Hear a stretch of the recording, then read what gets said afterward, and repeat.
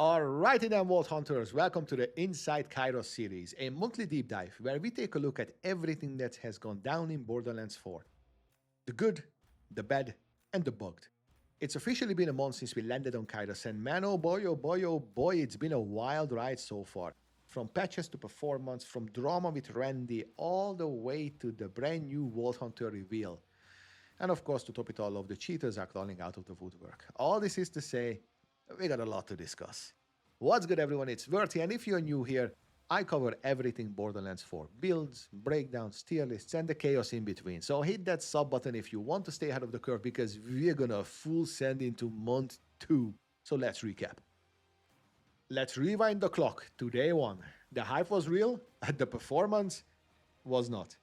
Launch week gave us everything, from shader caching nightmares to high-end PCs struggling to keep 60 FPS. Some people were waiting longer to compile their shaders than it took to complete a vault run.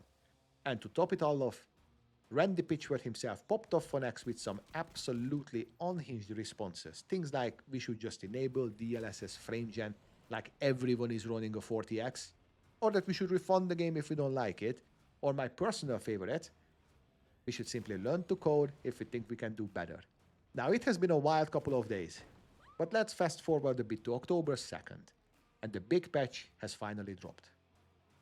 Shader caching is fixed, so that old shaders are actually now deleted, thus we're reducing the performance degradation over time.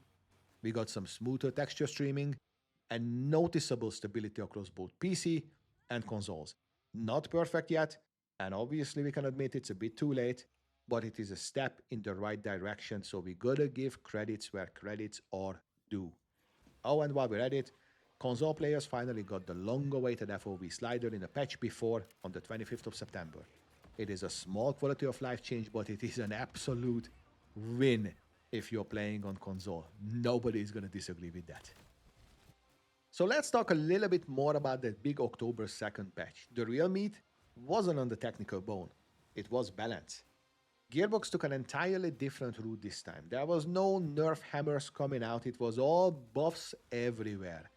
Classes that were lagging, most specifically Amon, got buffs all around. Vex got some capstone love among general upgrades, and Harlow and Rafa saw some scaling improvements too. The result? The meta is shifted hard towards the most common one-shot delete builds. Gearbox did say that the next patches will address unintended interactions that trivialize content, so enjoy your god mode moments while they last. Now, before gets nerfed, you better check out my rep kit ranking video above, because you're gonna need it. But let's take a quick detour out of Kairos into the real world. There was some unfortunate news about an indefinite delay on Switch 2. All the pre-orders got cancelled, the release date has gotten changed to TBD. 2K hasn't commented a lot officially, but the sources does suggest that they're waiting for stable specs before porting to make sure that everything runs smooth. So if you were planning to vault hunt on the go, you might need to wait a little longer. But this one caught everyone off guard.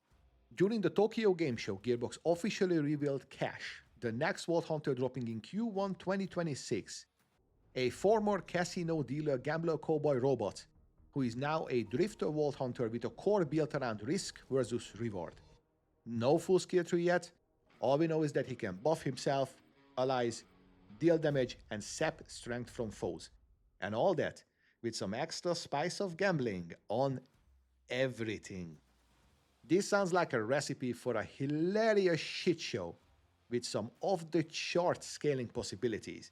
You already know that I'll be theory crafting builds from the moment those details drop, so keep your alerts on for that one. So despite a rocky start, something wild might be happening. The Destiny 2 lull seems to be nudging people towards Borderlands 4. Now, this is anecdotal, and I'm a dumbass, so it's not the gospel. However, the Steam concurrent players are holding between 20 and 90k. Now, those are big swings, but they are healthy numbers. Gearbox seems to be doing a pretty good job at capitalizing on the hype with all the different community challenges. We had a Suicidal Rafa and a Vault Hunting Amon challenge. Both got crushed by the community, and shift codes were handed out for some sweet pixels to flex. Fairly certain that Harlow and Vex are going to be coming up next, so if you want to get ready, peep my builds for both. Links are in the description. All that is to say that it has been a quite solid first month for the game.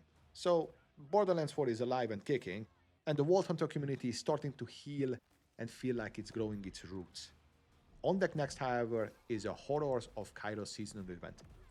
It is basically the franchise's take on Halloween. I'm hoping for haunted bosses, unique legendary drops, and now all we're gonna need is Pumpkin Kingpin to be back and we can call it a fun weekend. I'm expecting new team cosmetics and spooky modifiers. My guess is that it lands on the 28th of October, the Thursday, just before the Halloween weekend. But it is not all sunshine and loot drops. Random multiplayer lobbies seem to be plagued by the scum of the gaming community. The cheaters are here. Over the last 2 weeks, multiplayer lobbies have been hit by players running insta-level scripts, infinite legendaries, and even weapon brick mods that has a good chance to corrupt your save. Like, what the fuck is wrong with you people? Gearbox have confirmed that they're rolling out detection fixes, but for now, I'd honestly just avoid any public lobbies unless you trust your squad. Nothing is gonna kill your grind faster than having your entire build nuked by some jackass granting you 900 specialization points. So that's month 1 on Kairos. Chaotic, patch heavy, but promising. Performance is trending upwards, dev communication seems to be solid, and the balance direction feels way better than what it used to be in the past. We've got a new Vault Hunter coming, the first seasonal event is almost here, and the community is finally finding its rhythm. Next month, I'm gonna dive deeper into the meta evolution, which builds are surviving the buffs, which are falling off, and any news about maybe a possible Christmas event. As always, drop your take in the comments. What's your highlight or lowlight of the first month on Kairos? And did the patch actually fix your performance? I'm Bertie, this was Inside Kairos, and as always, I'll see you in the next one. Peace.